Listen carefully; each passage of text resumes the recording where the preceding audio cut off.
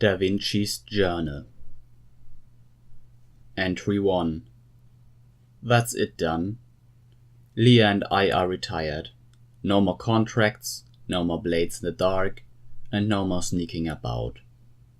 Leah says I'll soon grow tired of a normal life, but I'm not sure. I think I've seen all the death I care to. Now it's time to settle down and spend some of the gold we've saved. So meet the new us. Just an honest couple doing honest work. Entry 2. We've just bought a house in Riverhold. Life is good here. It's peaceful enough and quite pretty in its own way. Most of the locals are pleasant and far more accepting than we were expecting. It's a very cosmopolitan place, with all the border trading that goes on. No one seems to mind the idea of an Argonian and a Khajiit living together. Our new home is next door to the town orphanage, and Leah keeps bringing it up in conversation. She wants a family. I'll be honest, the idea terrifies me. Is it possible that a couple of trained assassins like us could be good parents? I don't know. Entry 3. I'm working a local mine, and Leah just got a job at the orphanage. We went there yesterday. I think I'm going to be her father. We saw 2 little Khajiit boys that melted our hearts. They are supposedly twins, but one is golden and the other is an unusual shade of blue. Seeing Leah with the boys, I don't know. It just felt right. We discussed adopting them all night. She said that if it was only known to her, she'd go and collect them now. I told Leah I had to think about it, but I'm fairly sure my mind is made up. She's going to be an amazing mother. I love her more than words can say, and can deny her nothing. I lock all our weapons in the basement and get to work on making the spare room baby-proof. Entry 4. We are now proud parents. We've named the boys Fergus and Inigo, after our favorite former guildmates. The woman at the orphanage told us the little she knew of their past. A soldier found Inigo and Fergus in an abandoned shack about 50 miles from here. He heard them crying as he took shelter and discovered the boys wrapped in linen rags, half hidden in a pile of straw. The boys had a letter tucked between them. It was from their birth mother. We were shown the letter, but it was ragged and torn, so I asked if I could make a copy for posterity. It reads, Atala hopes you have found her children safe. They are twins, born only minutes apart, though as you can see they are unalike. What had been a pleasant day began to darken at the time of their birth, and I heard much wailing and commotion outside my tent. My first son came then, but by the time his little brother entered the world, the sky outside was like night. I held them in my arms, and it was as if their cries brought back the sun, for then the darkness lifted, and the voices outside rejoiced. I smiled, and wondered if a third moon had appeared during my labor, as such a thing is said to signal the arrival of a main. Wishful Atala, stupid Atala, cursed Atala. There had been no third moon, only darkness. A few weeks later my youngest sprouted his first blue hair, and his fate was decided. It has been nearly 100 years since the last bad moon omen, but upon seeing that tiny blue strand, our elder recognized its meaning. The village would suffer greatly unless my baby was put to death. Alas, Atala could not allow it. I can no longer trust the father of my children. The moons hold greater sway over his heart than we do. Our situation fills him with great sadness, but he is elder-born and wishes to appease Massa and Secunda above all else. The night before the sacrifice, I heard a woman's voice speak, though no woman could be seen. The voice was fair but commanding. It said, Run, Atala. The way is clear. Take your babies and flee. I bundled up my little ones and snuck away into the desert. I have traveled many miles, but my people are tracking us and they grow close. They will have blood one way or another. I would rather it were mine. Earlier the woman's voice spoke up again inside my head. She said I must go now and draw our pursuers away from this place. She said my children will be found here by one who can help them. As strange as it sounds, I believe her. Please take my darlings to safety, and when they are old enough to understand, tell them that Atala loves them still. Leah says she has never heard of such a barbaric pious tribe in her homeland, but the existence of such people does not surprise her. There are stories of forgotten settlements that still thrive in isolation among the shifting sands. Atala must have hailed from such a place. Her plan worked, and now her boys are safe and loved.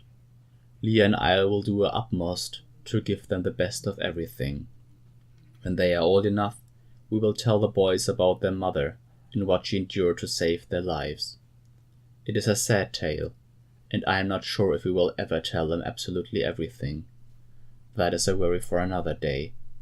Here and now they are happy, and they make us happy. Long may it last. Entry 5. Leah and I are just back from a job. I know, we are retired.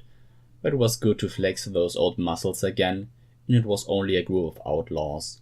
The thugs had been terrorizing a village a few miles away, so we waited until dark, left the boys at the orphanage with one of Leah's co-workers, tooled up, and took care of business. By the hist it felt good. I must admit my armor is getting a little snug, but it seems Leah and I are as good as a team as ever. I love her so much. When we returned to the orphanage, Leah's friend led us to the basement where Inigo and Fergus were chasing spiders. They looked so adorable, I had to draw them. Entry 6. We've decided to teach the boys how to handle themselves.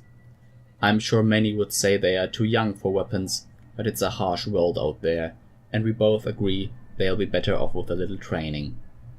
Inigo instantly took out shining to archery, while Fergus seems to favor the sword. They both show great aptitude, even at such a young age. I'm a very proud father. Fergus is already turning into a determined and thoughtful boy. Inigo has amazing reflexes and a sense of the absurd that often has the rest of us laughing, even when we shouldn't be. Most importantly, the brothers are fiercely loyal. They often fight and squabble, but at the slightest hint of danger, they unflinchingly stand up for one another. When I'm down the mine, the boys spend most of their days at the orphanage with Leah. It's sad, but you could say they never really left. Ah well. I see no harm, and they often cheer up the other children. Entry 7. Poor Inigo had a bit of trouble at the market today. Some local boys and girls were making fun of him because of his blue fur. Little hooligans. If he'd had his bow with him, I think he would have taught them a thing or two.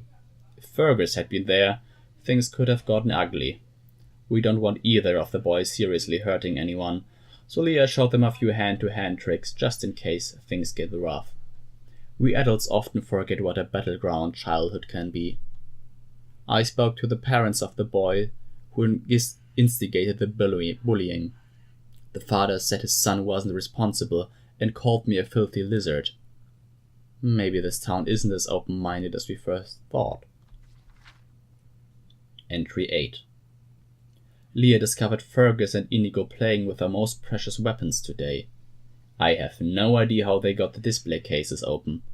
Luckily, Inigo is still too weak to draw lightning, and thunder is too heavy for them to wield. Can you imagine if either had discharged in the house? We locked the weapons away in a safer place. We have to keep an eye on those boys. Entry 9. Sadness and excitement today. Riverhold lost 3 people to a large group of migrating giant spiders. Leah and I knew we were the only ones capable of helping, so we strapped on our weapons and exterminated the beasts. To be honest, the boys did most of the work. They were eager to test their weapons on live targets, and I must say they did fantastically well. As the villagers hid in their homes, Leah and I dispatched about 10 of the beasts, then watched as Inigo and Fergus took care of the rest. They fought efficiently and with great zeal.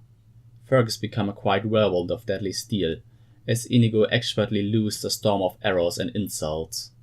The boy would joke on the gallows. They are young men now. They are already talking about leaving Riverhold to seek their fortune. I would rather my children thought a more sedentary occupation, but they clearly wish to use their skills to help others who are less able. I am confident that as long as they have each other, they will be safe. Entry 10. Our little boys are now men. It feels like only yesterday they were just fuzzy little bundles. Leah and I have agreed to let them travel the land in search of their fortune. They leave behind two extremely proud parents. We are gifting them our most prized weapons. Inigo will take lightning, Leah's bow. Fergus will take thunder, my sword. May they protect our children and strike fear into the hearts of all who oppose them. I better stop writing and help them pack. Dearest Fergus and Inigo, come back safe and happy. I miss you already. Entry 11. They are gone. Our boys, our sons, our greatest achievement. Leah and I are already growing restless, rattling around this empty house. Everything is the same, but everything has changed. They will return in a few years, and I cannot wait to see the men they will surely have become. Until that day, we'll keep the fire stoked and the rooms ready. Entry 12. A courier brought us news from the boys today. It's been over a year since they last sent word. They are well and happy. They say they have had many adventures and are now heading to Cyrodiil. They have caught the traveling bug and want to see as much of Tamriel as they can before coming home. I'm so glad they are alright. The letter has put us in a fantastic mood. Lee and I went to the inn and had a few drinks. We spent most of the night toasting to our boys repeatedly. They are happy, they are safe, and they are together. All is well. Entry 13. We haven't heard from Inigo and Fergus in a long time, but I'm sure they are okay. There is a lot of world out there to explore. Let them have their fill of it before returning. They are not the only ones who feel the call of the road. Leah and I are growing tired of our inactive lifestyle. Perhaps we can go on a little trip of our own. Something with a bit of risk and adventure. It has been far too long. Entry 14. Adventure has found us. I can't wait to hit the road again. A trading caravan passed through town today, and they were looking for guards. It's perfect. A bit of travel, a bit of adventure, and who knows, we may even bump into Fergus and Inigo. We'll join the group tomorrow.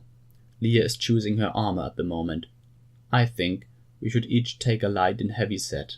It sounds like we could be passing through bandit territory. Nothing we can't handle, I'm sure. Leah is calling me. I had better get my things together.